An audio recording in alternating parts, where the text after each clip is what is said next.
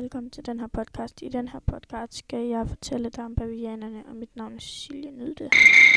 Bavianer er kendt for sin røde numse. Den røde numse viser, at hunden er klar til parring. For når det er parringstid, svumler hundens numse op, og det er et tydeligt tegn til, at hun er klar. Bavianer er udbredt over det meste af Afrika, samlet på det sydøstlige del af arabiske halvø. Bavian/baboon. Videnskabelig navn Papi sp. beskriver det største af den voksne. Han kan nå en længde på op til 120 cm, en vægt til 40 kg.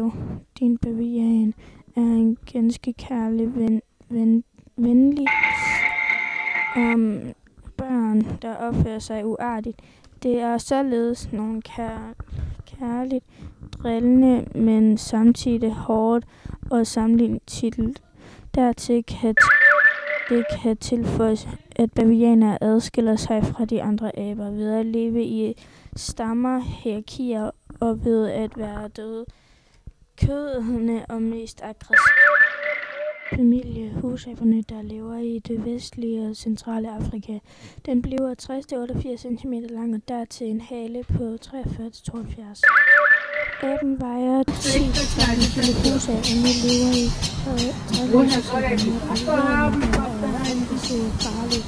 Lever i storflokket sammensætningen af sociale adfærd.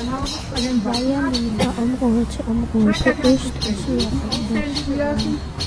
Med 20-80 måneder, der altid bliver sammen. Bavianer er altid åbne.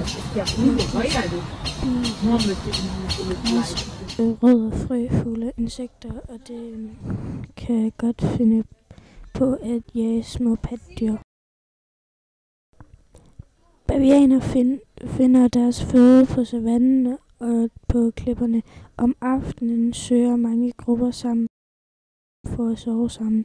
Der findes 5 arter af bavianer. Alle er arten og dog